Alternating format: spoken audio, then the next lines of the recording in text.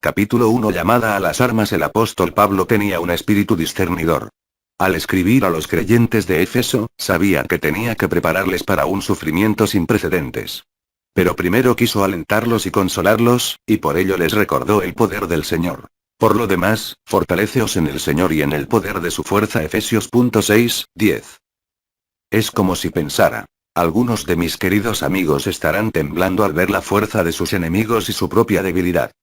Al ver que aquellos son tan numerosos y esta tan poca. Y que los adversarios van bien equipados y son diestros mientras ellos son novatos. Sabía que un alma atormentada por el miedo está demasiado preocupada con el sufrimiento actual como para escuchar los consejos de los amigos mejor intencionados. El temor paraliza a su víctima como a un soldado que corre temblando a la trinchera ante el primer rumor de ataque, negándose a salir hasta que haya pasado toda amenaza de peligro. Por eso Pablo busca un antídoto contra el temor, y pronto lo encuentra. Es la respuesta milenaria a la situación paralizadora sufrida por todo creyente desde Adán en adelante. Nos dice: no te dejes abrumar por los temores. Sigue adelante con valor y sé fuerte en el Señor. He aquí la gran consolación. El final de la batalla depende de Dios, no de tu capacidad ni fuerza. Seguramente, toda alma temblorosa suspirará de alivio cuando oiga esta buena noticia. Ahora el creyente puede centrarse en la tarea que tiene entre manos, la de ser fuerte. Es una exhortación asaz frecuente en la Biblia. Esforzaos y animaos. 2 de Crónicas 32:7. Decídalos de corazón apocado. Esforzaos, no temáis. Isaías 35:4. Esto es como decir: reúne toda la fuerza de tu alma, porque te va a hacer falta. Y llamada al valor cristiano. La cobardía de espíritu está por debajo del deber cristiano. Va a hacer falta valor y determinación para obedecer al Capitán Celestial. Él te manda: sé fuerte y muy valiente. ¿Por qué? ¿Para librar batalla contra naciones guerreras? ¿Para ganar fama y fortuna? No. Sino para cuidar de hacer conforme a toda la ley que mi siervo Moisés te mandó. Josué 1:7. Para obedecer fielmente a Dios hace falta un espíritu más valiente que para mandar un ejército, y para ser creyente más que para ser capitán. Este reto es superior al valor de los mejores, a no ser que tengan la ayuda de una fuerza mayor que ellos. El razonamiento laico contempla al cristiano de rodillas y se burla de la débil postura que asume un hijo de Dios cuando sus enemigos se echan sobre él. Solo la comprensión espiritual puede percibir los poderosos preparativos que realmente están teniendo lugar entonces. Pero igual que un soldado sin armas no puede hacer las mismas hazañas que uno bien equipado, tampoco un cristiano carnal podrá llevar a cabo para Dios las obras que un creyente entregado puede esperar efectuar a través de la oración. La oración es la vía principal que nos conecta con el trono de Dios. Por ella el creyente se acerca a Dios con el valor humilde de la fe. Se aferra a Él. Lucha con Él. Y no lo suelta sin recibir su bendición. Mientras tanto, el cristiano carnal, inconsciente de los peligros de su estado pecaminoso, se lanza a la batalla con una confianza loca que pronto se acobarda cuando su conciencia se despierta y da la alarma porque su pecado se le viene encima. Entonces, asombrado por el ataque sorpresa, tira las armas y huye de la presencia de Dios como el culpable Adán, sin atreverse a mirarle a la cara. Todo deber para con Dios en la vida del cristiano está plagado de dificultades que le acechan desde la maleza en su marcha hacia el cielo. Debe luchar contra el enemigo por cada centímetro de terreno en el camino. Solo aquellas almas nobles que se atreven a tomar el cielo por la fuerza son aptas para este llamamiento. La cobardía frente al valor. Esta analogía guerrera revela la razón de que haya tantos que profesan a Cristo y tan pocos que son cristianos de hecho. Tantos que salen a batallar contra Satanás y tan pocos que vuelven airosos. Todos pueden tener deseos de ser soldados de éxito, pero pocos tienen el valor y la determinación de luchar con las dificultades que los acosan en el camino a la victoria. Todo Israel siguió a Moisés con alegría al salir de Egipto. Pero cuando apretó un poco el hambre, y se aplazaron sus deseos inmediatos, estuvieron dispuestos a abandonar enseguida. Preferían la esclavitud de Faraón a las bendiciones prometidas por el Señor. Hoy en día nada es distinto. ¿Cuántos rompen con Cristo en la encrucijada del sufrimiento? Como Orfa, solo le acompañan parte del camino. Ruth 1:14. Profesan creer en el Evangelio y se hacen llamar herederos de las bendiciones de los santos. Pero al llegar la prueba, pronto se cansan del viaje y se niegan a soportarla por Cristo. A la primera señal de dificultad, besan al Salvador y se alejan, reacios a perder el cielo, pero aún más reacios a comprarlo a tan alto precio. Si tienen que resistirse a tantos enemigos en el camino, se contentan con sus propias cisternas estancadas y dejan el agua de vida para otros que se aventuran más allá. ¿Quién entre nosotros no ha aprendido por experiencia que hace falta un espíritu diferente del mundano para seguir a Cristo plenamente? Por tanto, creyente, que esto te incite a pedirle a Dios la determinación y el valor santo que hacen falta para seguir a Cristo. Sin ellos no podrás ser lo que profesas. Los temerosos marchan hacia el infierno, Apocalipsis 21:8, y los valientes toman el cielo por la fuerza, Mateo 11:12. Los cobardes nunca han ganado el cielo. No pretendas que has nacido de Dios, con su sangre real en tus venas, a no ser que puedas probar tus antecedentes con este espíritu heroico. Atreverte a ser santo a pesar del hombre y el diablo. Encontrarás gran fuerza y ánimo al saber que tu comisión es divina.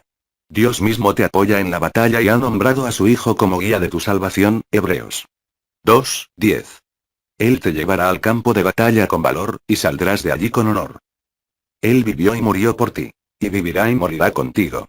Su misericordia y amor para con sus soldados no tiene comparación. Los historiadores dicen que Trajano rasgó sus propias vestiduras para vendar las heridas de sus soldados. La Biblia afirma que Cristo derramó su propia sangre como ungüento para sanar las heridas de sus santos, y su carne fue desgarrada para vendarles.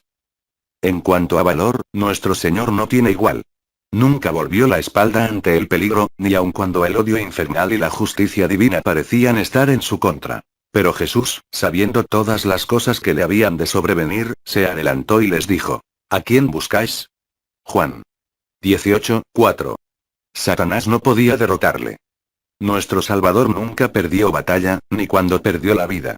Ganó la victoria, llevando el botín al cielo en el carro triunfal de su ascensión. Allí lo exhibe abiertamente, para el gozo inefable de santos y ángeles. Como parte del ejército de Cristo, tú marchas entre los espíritus honrados. Cada uno de tus amigos soldados es hijo del rey. Algunos, como tú, están en medio de la batalla, asediados por todas partes por la aflicción y la tentación. Otros, después de muchos asaltos, repulsas y recuperaciones de fe, ya están sobre la muralla del cielo como vencedores. Desde allí observan y animan a sus camaradas en la tierra a marchar cuesta arriba tras ellos. Claman diciendo: lucha a muerte y la ciudad será tuya, como ahora es nuestra. Por unos días de conflicto tendrás el galardón de la gloria celestial.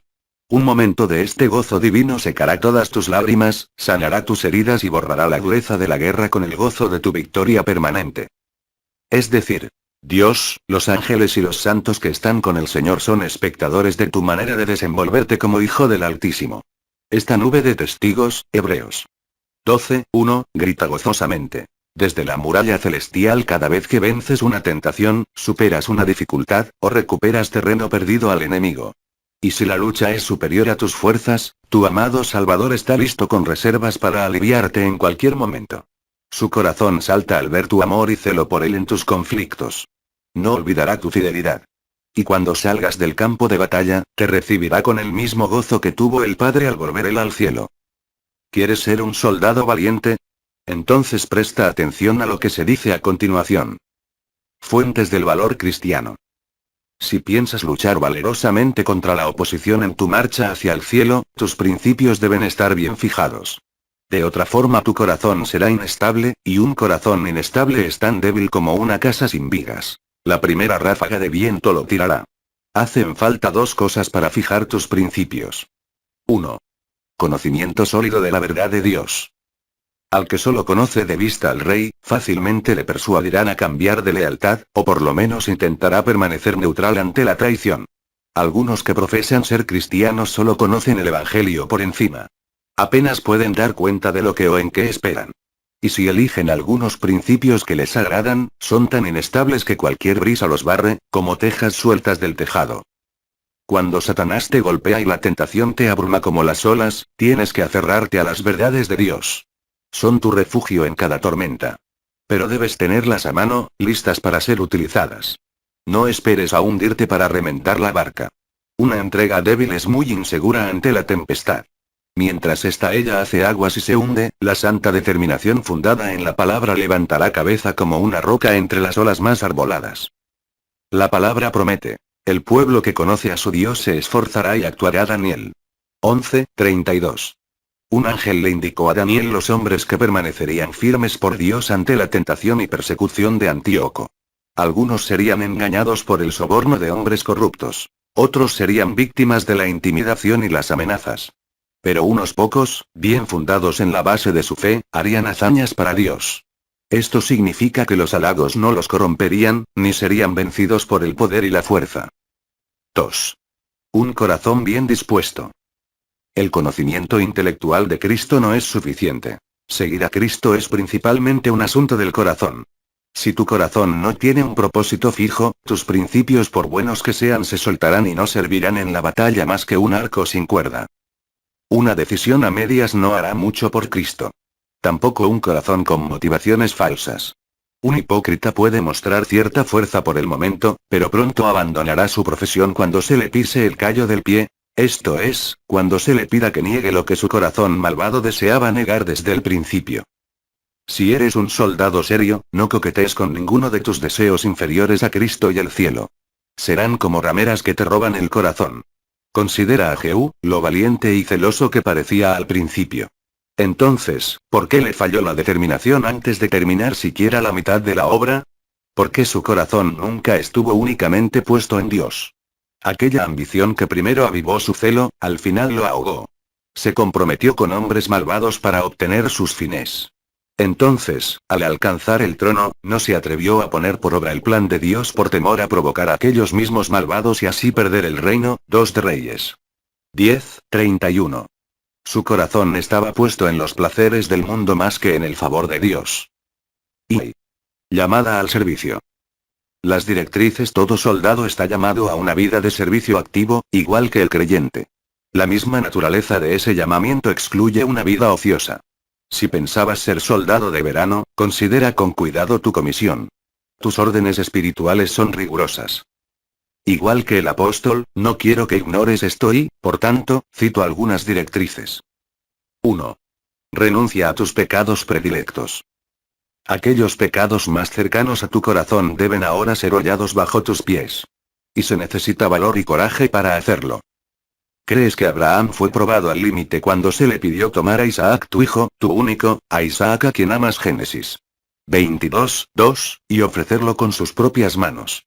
Pero no tiene ni comparación con esto. Alma, toma tu deseo, el hijo más cercano a tu corazón, tu Isaac, aquel pecado del cual piensas granjear mayor placer. Ponle las manos encima y ofréndalo. Derrama su sangre ante mí. Clava el cuchillo sacrificial en su mismo corazón, y hazlo con gozo. Esto es superior a las fuerzas humanas. Nuestros deseos no se quedarán quietos sobre el altar con la paciencia de Isaac, ni como el cordero que va mudo al matadero. Isaías 53:7.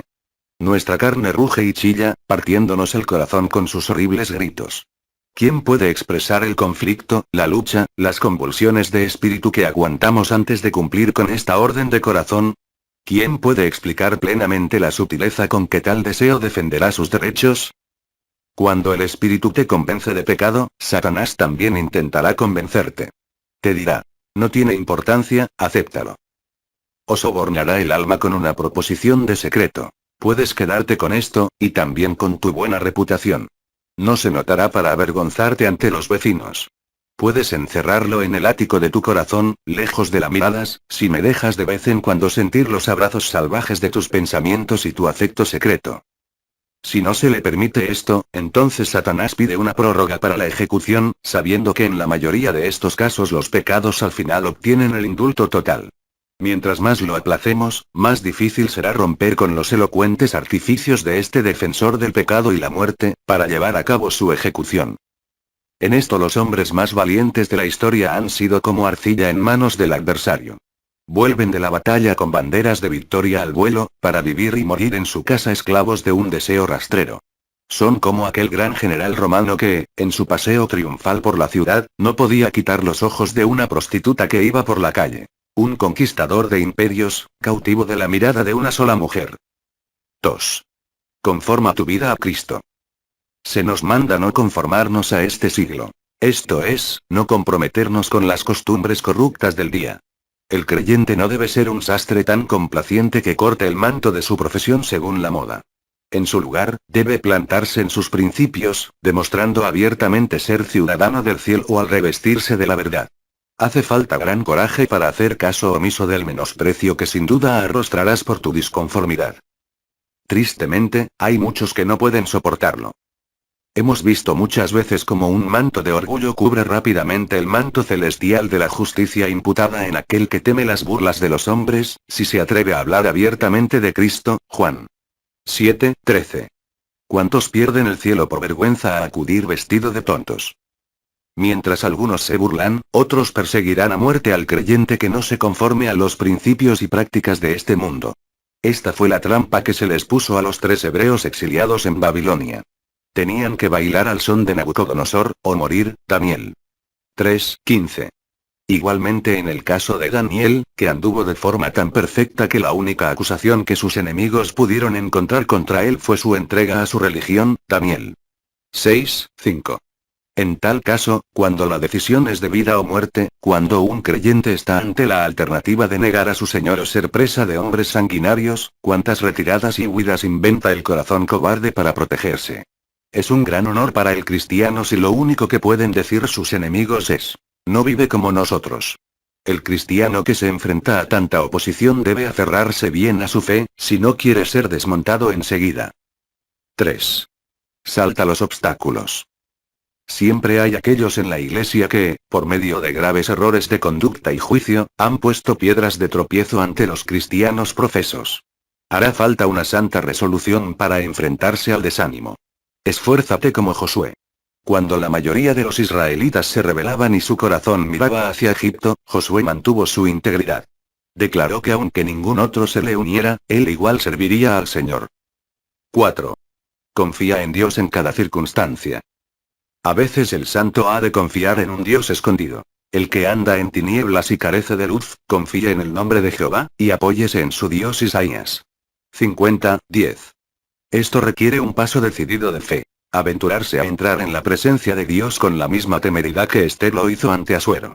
Aunque no nos sonría, ni alce su cetro de oro para que nos acerquemos, debemos ir adelante con esta noble resolución. Si perezco, que perezca Esther.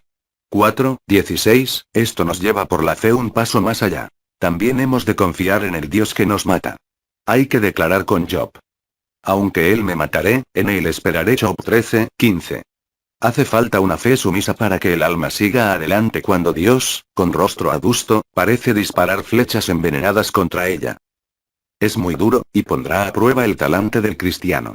Pero este espíritu se encontraba en la Canania, que recibió las negativas de Jesús y, con humilde valor, se las devolvió en su ruego. Mateo 15:22-28. 5. Sigue el camino hasta el final de la vida. Tu obra y tu vida deben terminar juntas. Persistir hasta el fin será el aguijón en tu carne cuando el camino parezca interminable y tu alma pida liberarse antes de tiempo. La constancia añade peso a todas las dificultades del llamamiento. Hemos conocido a muchos que se han unido al ejército de Cristo y les ha gustado ser soldados durante un par de escaramuzas. Pero pronto se han hartado y han terminado por desertar. Se alistan por impulso en el deber cristiano, se persuaden fácilmente a profesar la religión, y con la misma facilidad la abandonan. Como la luna nueva, brillan un poco al empezar la noche, pero se esconden antes del alba. Perseverar es difícil. Tomar la cruz a diario, orar siempre, velar día y noche, y nunca quitarse la armadura para descansar, hace que muchos se alejen entristecidos de Cristo. Pero este es tu llamamiento. Hacer de la fe cristiana el trabajo diario, sin vacaciones cada año. Estos ejemplos bastan para demostrar el coraje y valor que necesitas. Cómo obtenerlo será el próximo tema que tratemos. Y la admonición de ser fuertes en el Señor. La fuente de las fuerzas del creyente. Una vez exhortados todos los santos a la férrea resolución y al indómito coraje para la guerra, el apóstol nos lleva a buscar la fuente de nuestra fuerza no en nosotros mismos, sino fuera de nosotros, en el Señor. Fortaleceos en el Señor. La fuerza de un general está en sus hombres. Él vuela sobre las alas de ellos. Si a estos se les cortan las plumas o resulta que se desnucan, queda desválido. Pero en el ejército de los santos, la fuerza de toda la tropa se arraiga en el Señor de los ejércitos. Dios puede vencer a sus enemigos sin la ayuda de nadie, pero sus santos no pueden defender el destacamento más pequeño sin su brazo fuerte. Uno de los nombres de Dios es la gloria o fuerza de Israel. 1 de Samuel 15:29. Dios era la fuerza del corazón de David. Con él, aquel pastorcillo pudo desafiar al gigante que retaba a todo un ejército. Sin la fuerza de Dios, David temblaba ante la palabra del filisteo. Bendito sea Jehová, mi roca, escribió David, quien adiestra mis manos para la batalla y mis dedos para la guerra. Salmos 144:1. El Señor es igualmente tu fuerza en la guerra contra el pecado y Satanás. Algunos se preguntan si se comete algún pecado sin que Satanás tenga parte. Pero si la cuestión fuera si alguna acción santa se ejecuta sin la ayuda especial de Dios, está claro. Separados de mí, nada podéis hacer. Juan 15:5. Pablo lo expresó así. No que seamos competentes por nosotros mismos para pensar algo como de nosotros mismos, sino que nuestra competencia proviene de Dios. 2 de Corintios 3:5. Los santos tenemos una reserva de gracia, pero es como el agua en el fondo del pozo, que no sube por mucho que bombeemos. Primero, Dios tiene que cebar la bomba con su gracia para despertarnos, y entonces brotará como un manantial. Pablo dice, porque el querer el bien está en mí, pero no el hacerlo. Romanos 7:18. Tanto la voluntad de hacer como la acción subsiguiente son de Dios. Porque Dios es el que en vosotros produce así el querer como el hacer, por su buena voluntad. Filipenses 2:13. Dios está al pie de la escala y también arriba, como autor y consumador, ayudando al alma en cada peldaño para subir hacia el cumplimiento de cualquier acción santa.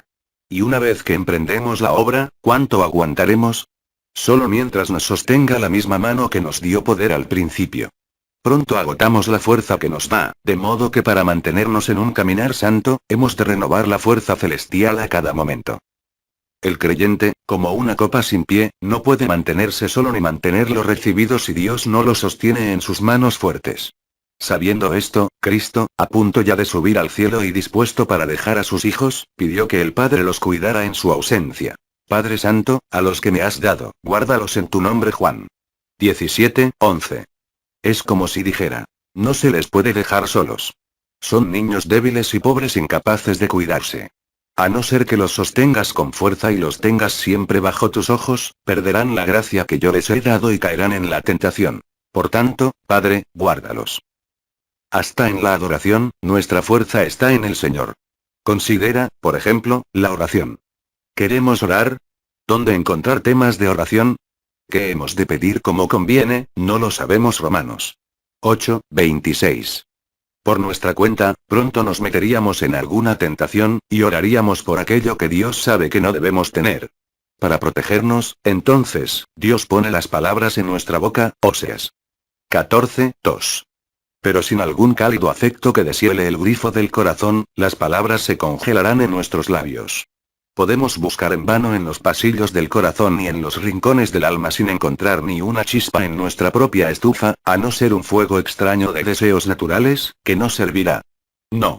El fuego que deshiela el frío corazón debe venir del cielo. Un don del Dios que es fuego consumidor. Hebreos 12:29.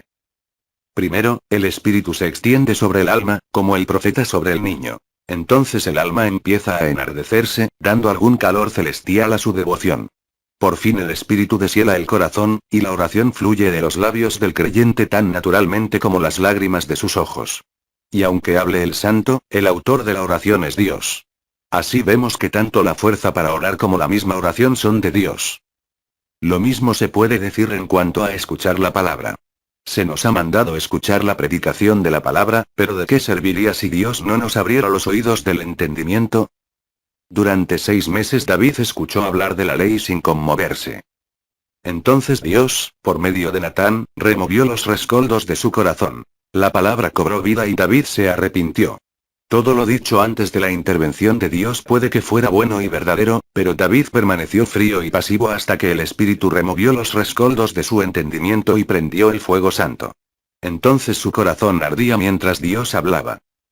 Lo mismo sucede en nuestra experiencia. Primero el Espíritu de Dios remueve nuestro espíritu, y entonces sabemos con seguridad que nuestra fuerza está en el Señor.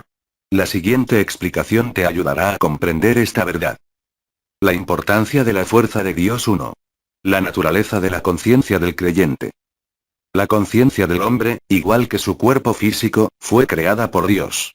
Por tanto, es propio de su naturaleza depender de él para existir y actuar.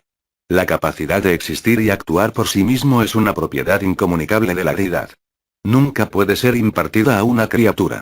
Dios mismo es la fuente y el sustento de toda vida. Por tanto, lo que mantiene viva la conciencia es su poder regenerador constante. La conciencia se puede definir como la influencia divina que obra en el hombre para frenarlo ante el pecado. Una evidencia de su origen es que siempre habla en contra del pecado y a favor de la justicia. Por tanto, no puede ser producto de nuestro corazón, que en su estado caído es engañoso, más que todas las cosas, y perverso. Jeremías 17:9. Dios utiliza la conciencia para dar algún conocimiento de su justicia a todos, a fin de que nadie pueda estar ante él en el día del juicio y alegar ignorancia. Romanos 1. Cuando llegas a ser cristiano y te consagras a Dios incluyendo tu conciencia, el Espíritu Santo empieza a perfeccionarte en Cristo. Se dice que cuando Dios hizo el mundo terminó su creación. Esto es, que no hizo nuevas especies de criaturas. Pero hasta hoy no ha terminado su obra providencial. Cristo dijo: Mi Padre hasta ahora trabaja. Juan 5:17. Es decir, que sigue preservando y capacitando a su creación con la fuerza para ser y actuar. Una obra de arte, una vez terminada, ya no necesita al artista. Ni una casa al carpintero, una vez que se ha colocado el último clavo. Pero la obra de Dios en el exterior e interior del hombre nunca se termina. Si la obra del Padre es conservar, la del Hijo es redimir. Ambas son perpetuas. Cristo no concluyó su obra al resucitar de entre los muertos. Al igual que el Padre tampoco lo hizo al terminar la creación. Dios descansó al terminar la creación. Y Cristo, una vez que obró la redención eterna, y habiendo efectuado la purificación de nuestros pecados por medio de sí mismo, se sentó a la diestra de la majestad en las alturas. Hebreos 1:3. Desde allí continúa la obra de intercesión por los creyentes y, por tanto, evita su ruina segura. 2. El carácter de la conciencia. La conciencia del cristiano no es solamente una creación, sino que también es débil, y constantemente está luchando contra fuerzas superiores. Es un blanco favorito de Satanás, tal vez porque lo encuentra tan fácil de distraer con los cuidados mundanos y de aplacar con sus placeres. Aún el creyente más fuerte se rendirá si no recibe ayuda. Como si fuera un heredero real en la cuna, la conciencia es incapaz de defenderse. Satanás pronto usurparía el trono si el cielo no protegiera al creyente. Para aplastar la insurrección, Dios conquista el corazón del creyente y le da su propia voluntad para gobernar la conciencia. Pero al igual que en una ciudad conquistada, algunos se rinden de buen grado al nuevo gobierno mientras que otros continuamente pretenden derrocarlo. Algunas partes de nuestra vieja naturaleza se niegan a rendirse sin luchar. Por eso, hace falta la misma fuerza para mantener un corazón que para ganarlo al principio. Los cristianos tenemos una parte no regenerada descontenta por el cambio de gobierno. ¿Quién de nosotros no ha sentido la atracción de su naturaleza inferior que exalta las virtudes del yo? Damos tantas coces contra la sumisión al cetro de Cristo como los sodomitas contra la sumisión al juicio de Lot. Somos tan obcecados y egoístas, que si Dios no reforzara continuamente su recién implantada presencia en el corazón, los mismos nativos, las corrupciones que aún permanecen, saldrían de sus agujeros y madrigueras para comerse la poca buena conciencia que nos queda. Nuestras mejores intenciones serían, para estos devoradores, como migas de pan para los pájaros. 3. La naturaleza del plan de Dios. La tercera razón para depender de la fuerza de Dios reside en la naturaleza de su plan redentor y preservador. Dios hizo prioritario el llevar a los creyentes al cielo, de manera que fuera recuerdo constante de su amor y misericordia. Él es un Padre sabio, que conoce el temperamento liviano hasta de sus hijos más obedientes. Por ello piensa ayudarlos visitándolos a menudo y poniendo en sus manos vacías esta o aquella gracia, justo cuando más falta hace. Esta comunicación acentúa doblemente su amor y su gracia. Nos recuerda la fuente de toda bendición, y nos asegura que nuestras necesidades siempre se cubrirán. Cuando encuentras algún consuelo en el alma, fuerza en el deber, apoyo ante la tentación, ello destila una dulzura especial en tu vida al considerar a aquel amigo que ha enviado tales bendiciones. Estas no salen de tu almacén, ni de otra persona. Es el Padre Celestial quien entra calladamente y deja el dulce perfume de su consuelo. Es su espíritu bondadoso quien sujeta tu cabeza y tranquiliza tu corazón en lo más recio de la prueba. Es su aroma penetrante lo que evita que desmayes en la incredulidad. ¿Qué alma, así consolada, dudaría por un instante del amor y el cuidado de su padre? Te pregunto. ¿Qué amigo te ama más? ¿El que sabiendo de tu necesidad te extiende de inmediato un cheque, lo echa al correo y considera que ha cumplido con su deber para contigo, o aquel que lo deja todo, viene a tu casa y no se marcha hasta estar seguro de que se han suplido todas tus necesidades? Y aún entonces no ha terminado. Vuelve una y otra vez hasta que la crisis pasa del todo. A menos que seas demasiado orgulloso para reconocer a tu benefactor, o ames el dinero ante todo, seguramente preferirás el consuelo del segundo. Dios es esta clase de amigo. Viene a nuestros corazones, mira la despensa, ve lo vacía que está, y envía su provisión para llenarla. Vuestro Padre Celestial sabe que tenéis necesidad de todas estas cosas. Mateo 6, 32 minutos, 33 segundos, y las recibiréis. Él sabe que necesitas fuerza para orar, oír, sufrir por Él. Confía en Él para mantener llena esa despensa. Dios escoge este método para asegurar que no nos falten las fuerzas. Si se dejaran las provisiones en nuestras manos, pronto seríamos negociantes en quiebra. Dios sabe que somos débiles, como jarras agrietadas, si nos llena del todo y nos deja, pronto se sale el contenido. De manera que nos pone bajo la fuente de su poder y nos llena constantemente. Esta fue la provisión que se le dio a Israel en el desierto. Él abrió la peña y no solo se aplacó la sed del momento, sino que el agua corrió tras ellos como un arroyo, de forma que ya no se oyeron más quejas a causa del agua. Esta roca era Cristo. Todo creyente tiene a Cristo por respaldo, siguiéndole en el camino, con fuerzas para toda situación y prueba. 4. La naturaleza de Dios. Finalmente el creyente debe depender de la fuerza divina, ya que esta idea resulta en mayor progreso de la gloria de Dios, Efesios 1, 4, 12. Si Dios te diera un suministro vitalicio de su gracia al principio, y lo dejara de tu cuenta, lo considerarías muy generoso. Pero se incrementa aún más en la cuenta corriente que Él abre a tu nombre. Ahora no solo debes reconocer que tu fuerza viene de Dios en primer lugar, sino que continuamente estás en deuda por cada entrega de dicha fuerza que recibes en tu carrera cristiana. Cuando un niño viaja con sus padres, todos sus gastos los cubre el padre, no él mismo. Igualmente, ningún creyente dirá al llegar al cielo: este es el cielo que he ganado con el poder de mi fuerza. No, la Jerusalén celestial es una ciudad cuyo arquitecto y constructor es Dios. Hebreos 11, 10.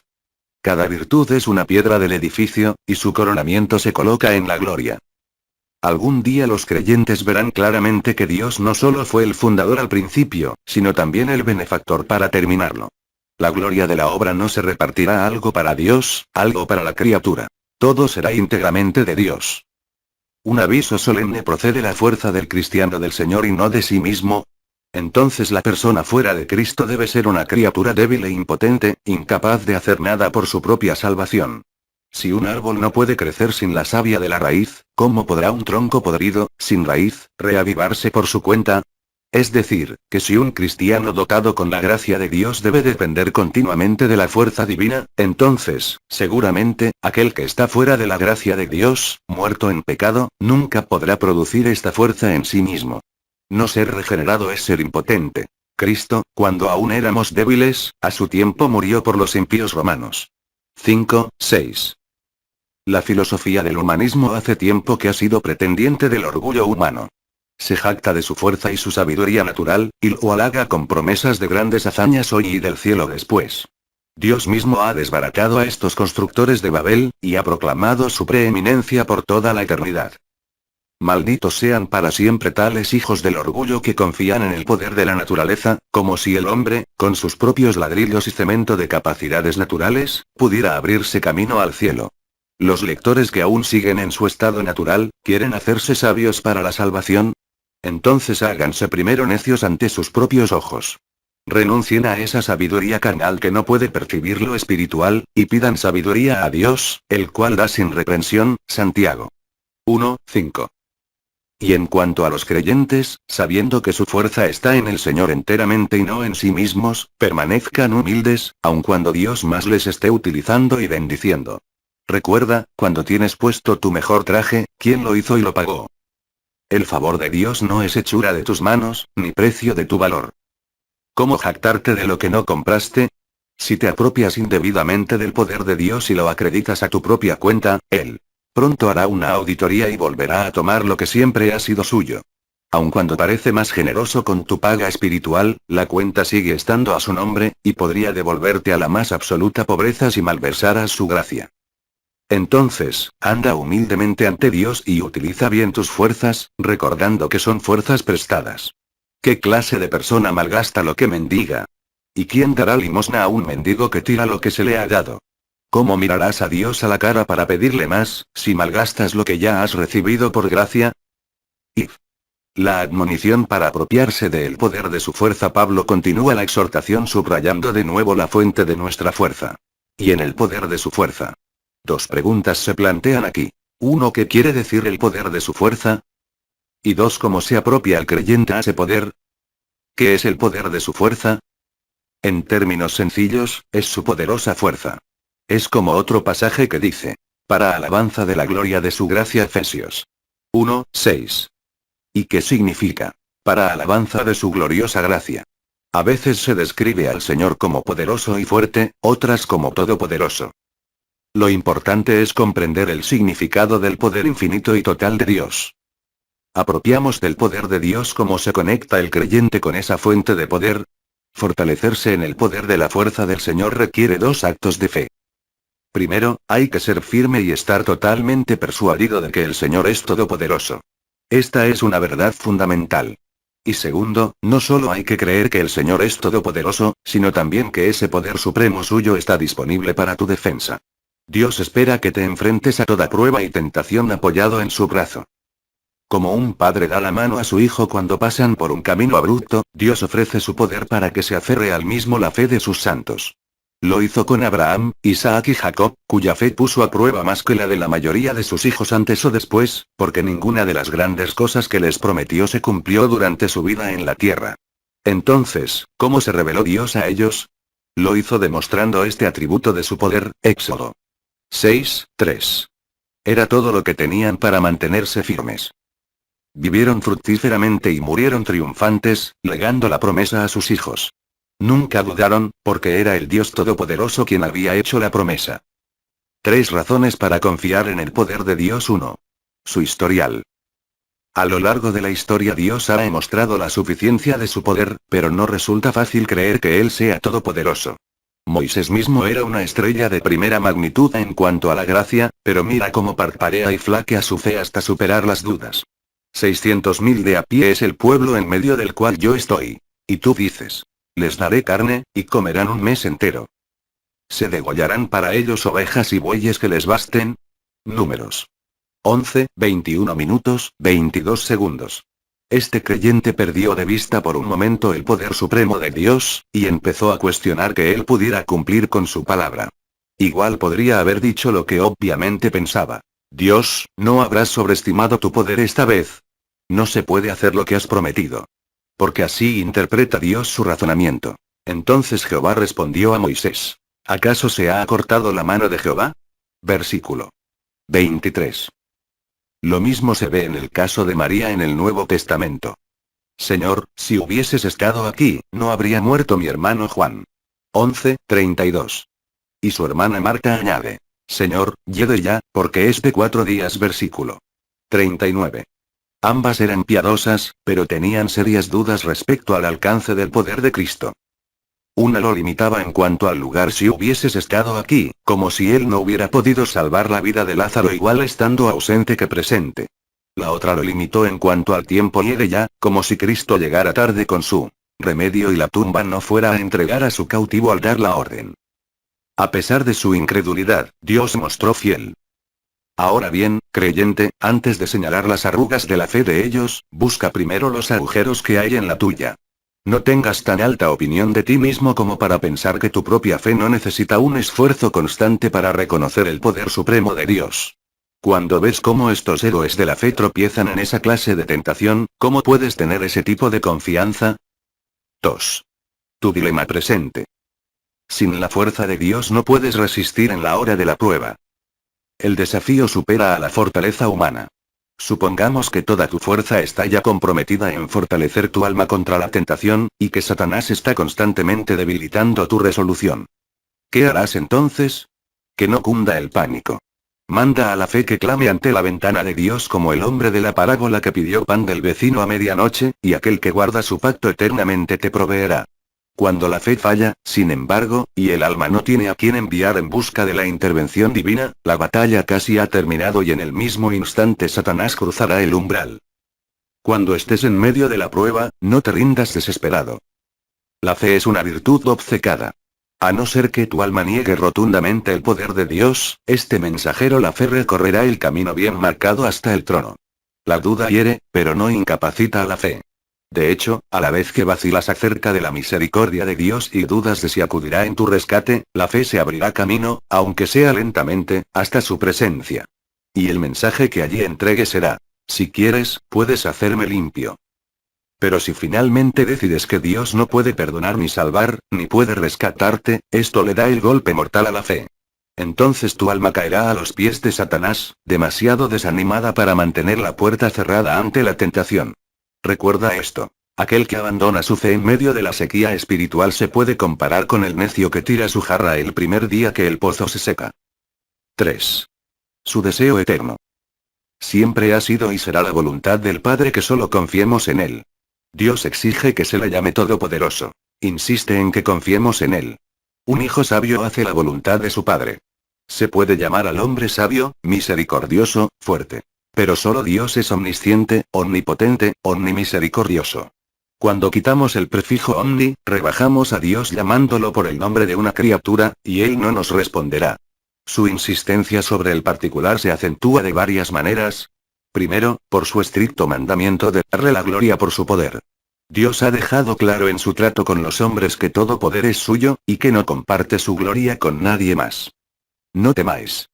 A Jehová de los ejércitos, a él santificad. Isaías 8, 12 minutos, 13 segundos. Y no solo en medio de una demostración maravillosa de su poder. En la hora más oscura, en las circunstancias más inadecuadas, la fe debe presentarse ante el Padre con alabanzas por su grandeza. La severa disciplina que Dios administra cuando dejamos de confiar en Él también demuestra la importancia de reconocer su omnipotencia. Nuestra fe le importa tanto a Dios que a veces disciplina a sus hijos más amados cuando tropiezan en esta área. Espera que confiemos en Él aun cuando no damos la talla. No debemos discutir ni razonar. Hemos de someternos y aferrarnos a la promesa de su poder derramado por nosotros. Zacarías simplemente preguntó al ángel: ¿en qué conoceré esto? Porque yo soy viejo, y mi mujer es de edad avanzada. Lucas 1:18.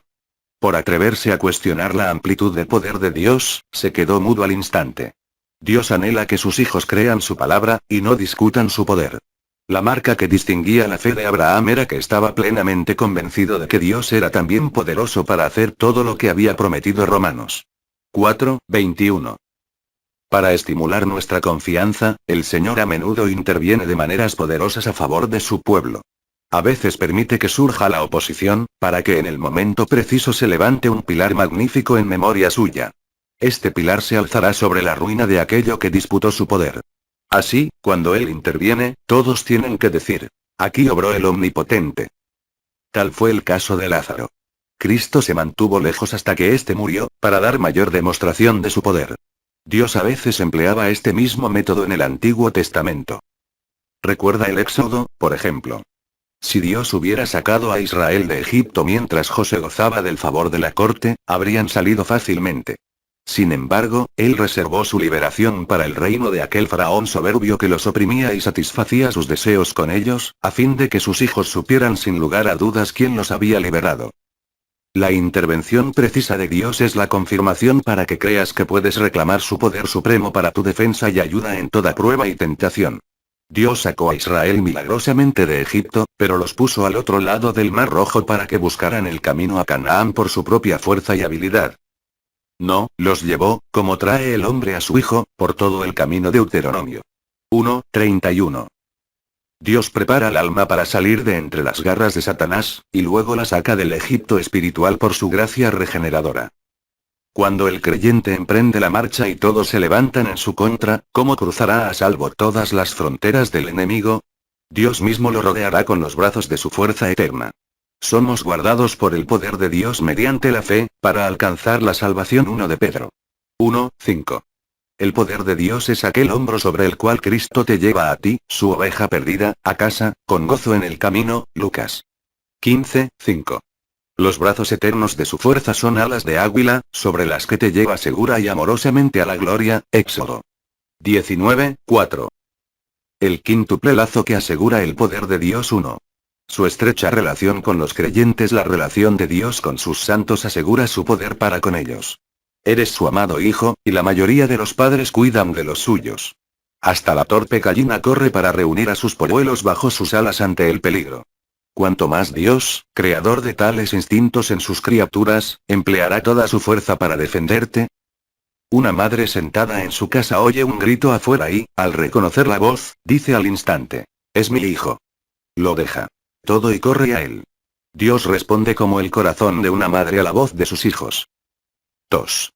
Su gran amor a los creyentes. El amor de Dios para con los santos pone en marcha su poder. El que tiene el corazón de Dios, no carece de su brazo. El amor reúne todos los demás sentimientos y pone en marcha todos los poderes del ser. Así, en Dios, el amor hace obrar sus otros atributos. Todos están listos para ejecutar su voluntad. Dios considera a todas sus criaturas, pero el alma creyente es el objeto de su amor más cariñoso, el mismo que siente por su Hijo. Juan 17:26. Cuando un alma cree, entonces el propósito eterno de Dios y su voluntad para con ella, escogida en Cristo antes de la fundación del mundo, se lleva a término. ¿Te imaginas el amor de Dios por un hijo que ha llevado tanto tiempo en el vientre de su eterno propósito? Si Dios se deleitaba en su plan antes de dar forma al mundo, cuanto más se deleita al ver la plena fruición de su labor en el alma creyente. Habiendo obrado hasta aquí su voluntad, seguramente despertará todo su poder para aquel creyente, antes que dejarse robar su gloria a pocos pasos del hogar. Dios nos demostró el valor de un alma por el precio que pagó. Le costó mucho, y lo que se gana tan duramente no se rinde con facilidad. Él derramó la sangre de su Hijo para comprarte, y derramará su propio poder para guardarte. Un padre terrenal se goza en ver sus buenas cualidades reproducidas en sus hijos. Dios, el Padre perfecto, anhela ver sus atributos reflejados en sus santos. Es esta imagen de Dios reflejada en ti lo que enrabia tanto al infierno, y contra ella lanzan los demonios sus armas más potentes. Cuando Dios te defiende, también se defiende a sí mismo. Sabiendo que la lucha es de Dios, seguramente no te dejará salir a la guerra a tus propias expensas. 3. Su pacto eterno. El pacto de Dios incluye su poder supremo. Pone su mano y sello a la promesa, y como los montes alrededor de Jerusalén, es firme e inamovible. Como es su nombre, así es su naturaleza. Un Dios que mantiene el pacto eternamente. No se reparte a sí mismo como si fuera migas de pan para los pajarillos. Unas migas aquí, un mendrugo allá, te permite reclamar todo lo que tiene. Hace su pacto con todo creyente. Si alguno se quedara solo para batallar según su propia capacidad, los fuertes probablemente tendrían más posibilidades de mantenerse, y los débiles de caer. Pero en el castillo del pacto todos están seguros, porque todos descansan en el poder de su fuerza. 4. Su propio compromiso. Ya que Dios exige nuestra confianza, está obligado a demostrar su fidelidad. Todas sus promesas son sí y amén. Por tanto, se ha comprometido a utilizar su poder en nuestra defensa. ¿A dónde podemos huir ante la necesidad o el peligro del pecado, de Satanás o de sus instrumentos, si no es a Dios? En el día que temo, yo en ti confío. Salmos 56:3. Cuando buscas refugio en Dios, puedes estar seguro de que Él no te entregará traicioneramente al enemigo. Tu dependencia de Él despierta su omnipotente poder en tu defensa, tan cierto como el llanto del recién nacido despierte a su madre sin importar la hora. Dios ha hecho el mayor juramento que pudiera salir de sus sagrados labios. Todos los que huyen a Él encontrarán en Él un refugio, una fuerte consolación. Hebreos 6:17:18. Esto debe dar a tu fe valentía para esperar un refugio tranquilo cuando busques la protección de Dios. Una vez establecido su nombre y sus promesas como torre fuerte, Dios llama a su pueblo a sus cámaras, y espera que entren y se sientan como en casa. 5. La intercesión de su Hijo. La presencia y actividad de Cristo en el cielo recuerdan a Dios su decisión firme de defender a los santos. Él nos ha prometido que una de las actividades eternas del Salvador en el cielo es interceder siempre ante el Padre por nosotros. La intercesión es puramente un oficio de misericordia para con los creyentes, a fin de que se les dé lo que necesiten para hacer todo lo que Dios ha prometido. Jesucristo es nuestro embajador para ver que todo discurra entre nosotros y Dios según lo acordado. Aunque Cristo está sentado en su lugar exaltado al lado del Padre, y fuera de la tormenta en cuanto a su propia seguridad, sus hijos se han quedado atrás, en la batalla con Satanás.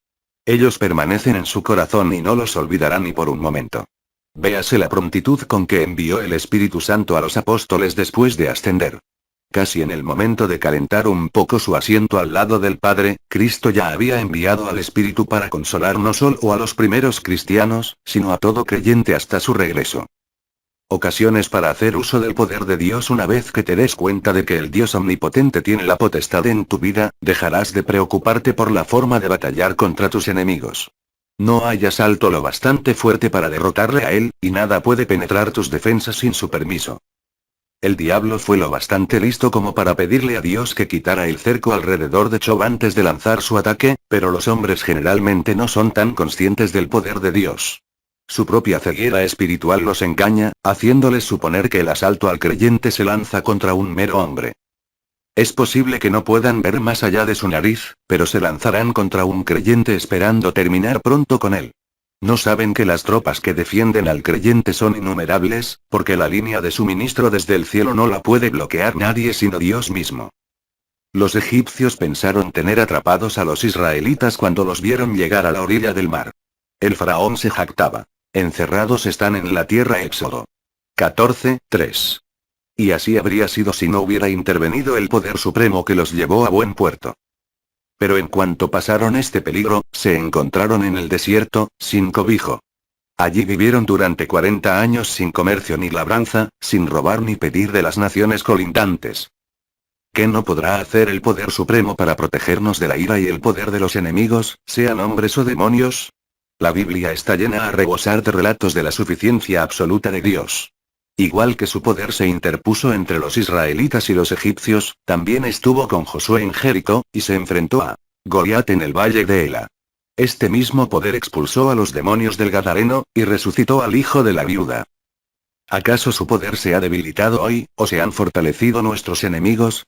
Ciertamente no, aunque los hombres malvados actuales parecen más descarados que los enemigos de los santos de antaño.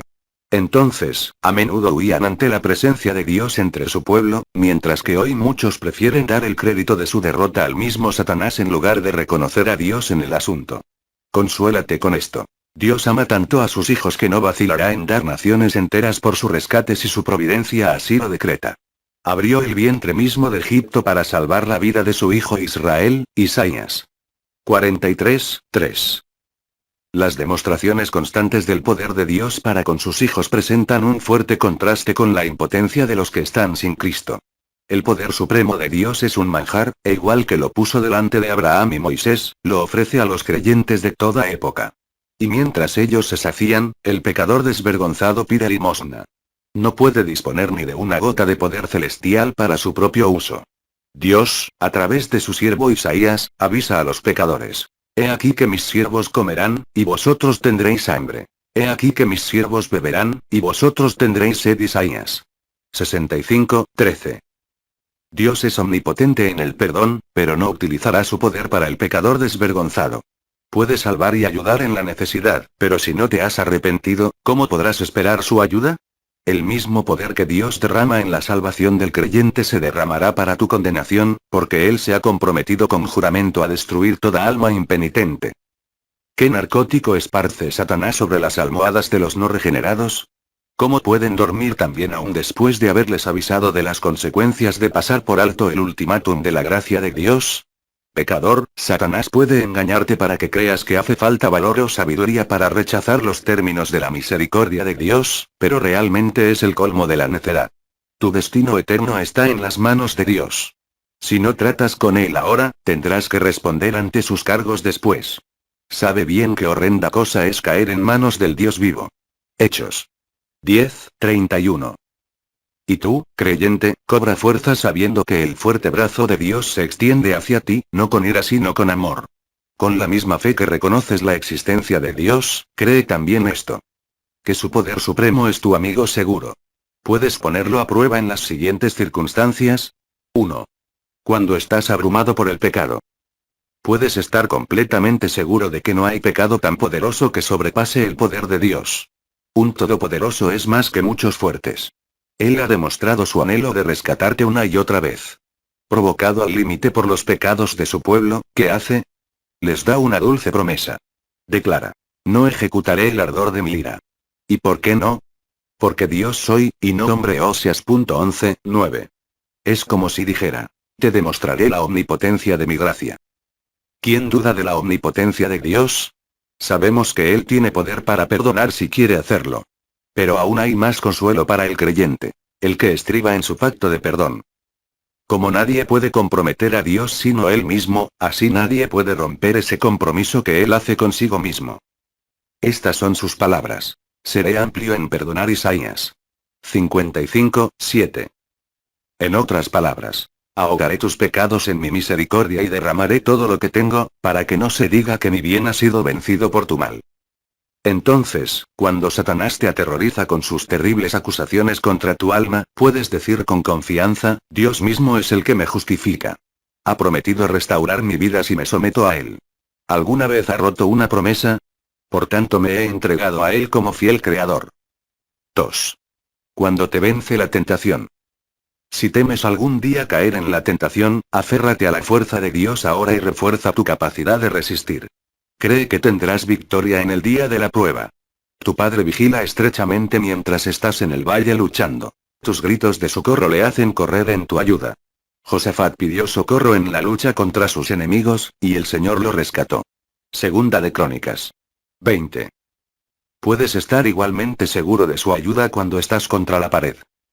Recuérdale frecuentemente su promesa: el pecado no se enseñoreará de vosotros. Romanos 6:14. Aunque la palabra omnipotente no aparece en este versículo, está implícita en esta y en todas las promesas. Decláraselo a tu alma: el pecado no se enseñoreará de ti, dice el Dios omnipotente. Ahora, si vas a cobijarte en este atributo, debes mantenerte a su sombra. ¿De qué sirve la sombra de la roca fuerte si nos sentamos al sol? Es decir, si nos alejamos de la protección divina aventurándonos al calor de la tentación, no debemos sorprendernos cuando nuestra fe se debilita y tropezamos, cayendo en el pecado. Somos débiles en nosotros mismos. Nuestra fuerza está en la roca de la omnipotencia de Dios. Él ha de ser nuestro refugio constante. 3. Cuando te oprime el deber cristiano. Tal vez encuentras el deber de tu llamamiento demasiado pesado para tu débil fe. Busca en Dios la fuerza. Cuando estás harto de tu trabajo y, como Jonás, dispuesto a huir, aliéntate con las palabras de Dios a Gedeón: ve con esta tu fuerza. ¿No te envío yo? Jueces 6:14. Empieza la obra que Dios te ha dado y tendrás su fuerza de tu parte. Huye de tu trabajo, y la tendrás en tu contra. Él enviará alguna tormenta para devolver a su siervo fugitivo a casa. ¿Estás llamado a sufrir? No te acobardes. Dios conoce los límites de tu fuerza. Él puede poner la carga tan equilibradamente sobre tus hombros que casi no la sentirás. Pero eso no es todo. Siempre te vigila, y cuando tropiezas te recoge con carga y todo y te lleva a tu destino acurrucado en el seno de su promesa. Fiel es Dios, que no os dejará ser tentados más de lo que podéis resistir, sino que dará también juntamente con la tentación la salida. 1 de Corintios 10:13. ¿Cómo vas a lamentarte cuando estás envuelto en su pacto? Tu Padre Celestial anhela tanto cuidarte que, mientras tú le pides tímidamente una migaja de paz y gozo, Él desea que abras la boca todo lo que puedas, para poder llenarla. Cuanto más pidas, mejor. Y si más pides, más cariñosamente te acoge. Ve pronto ahora. Escudriña tu corazón entero y reúne tus debilidades. Ponías delante del Todopoderoso, como la viuda puso sus vasijas vacías ante el profeta. Espera un milagro o la liberación de los recursos inagotables de Dios. Si tuvieras más vasijas para traer, te las llenaría todas. Dios tiene fuerza bastante para dar, pero no tiene fuerzas para negar. Lo digo con reverencia. En este aspecto el Todopoderoso es débil. Hasta un niño, el más débil en la gracia de su familia, que solo puede susurrar: Padre, puede convencerle. No dejes que la debilidad de tu fe te aleje de la presencia de Dios. Al ver las pálidas mejillas y el aspecto demacrado de tu fe, tu amor y tu paciencia, su corazón compasivo se conmoverá y eso será un fuerte argumento para su ayuda. 4 razones por qué el poder de Dios a veces se oculta. Pero un alma desanimada dice: he orado una y otra vez pidiendo fuerza ante la tentación, y hasta hoy tengo las manos débiles.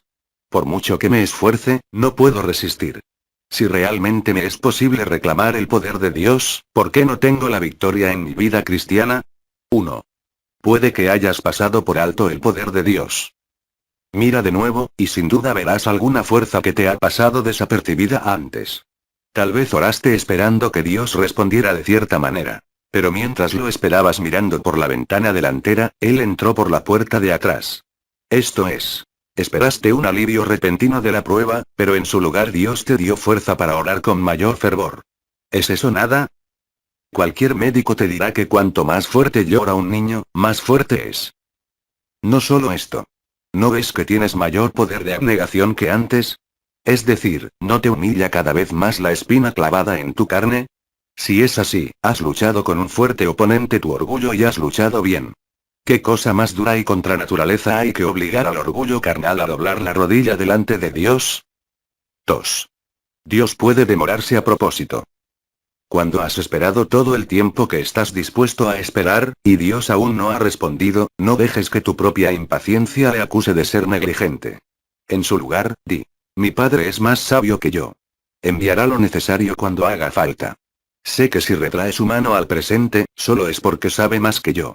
Una razón para aplazar la liberación es darnos la oportunidad de crecer en la fe. Cuando una madre enseña a su hijo a andar, se aleja un poco y extiende su mano al niño, llamándolo.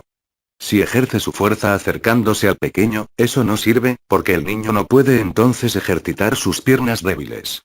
Si lo ama, le dejará sufrir un poco al presente para asegurar su salud futura.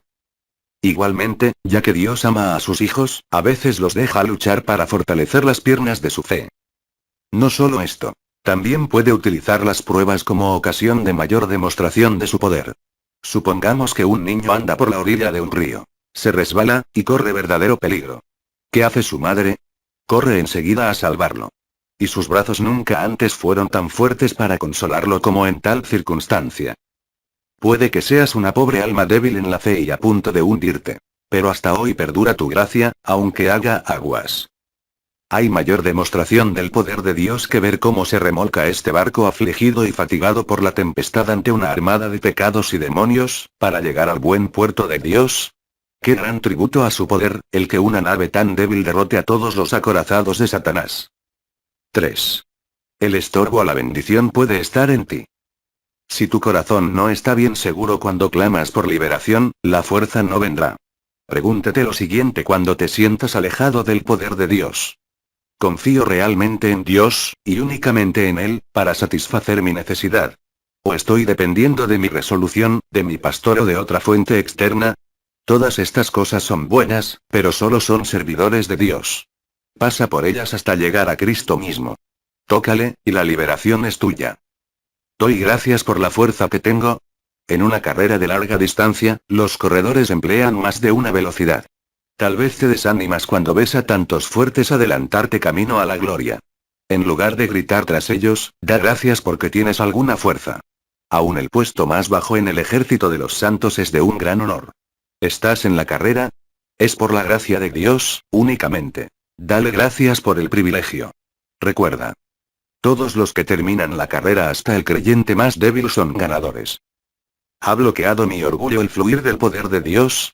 Dios no enviará más poder si lo utilizas para tu propio provecho. Ten en cuenta lo rápidamente que te alejan de Él las alas de tu orgullo. Porque te ama, te quitará tu porción de poder si ésta te priva de la comunión con Él. Todo esto lo hace por tu bien. Para que cuando se ahogue tu orgullo, eso te obligue a volver a Él.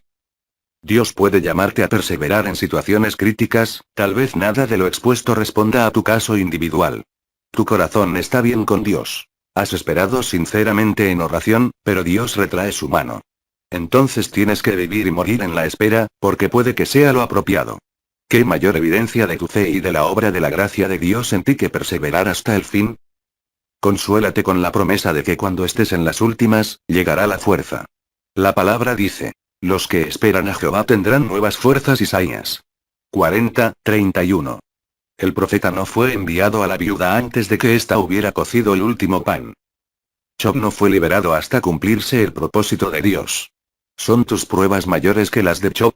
Esfuérzate por tener su mismo corazón, y sabrás que tu vida está en manos de un Dios lleno de tierna misericordia y compasión. Santiago 5:11.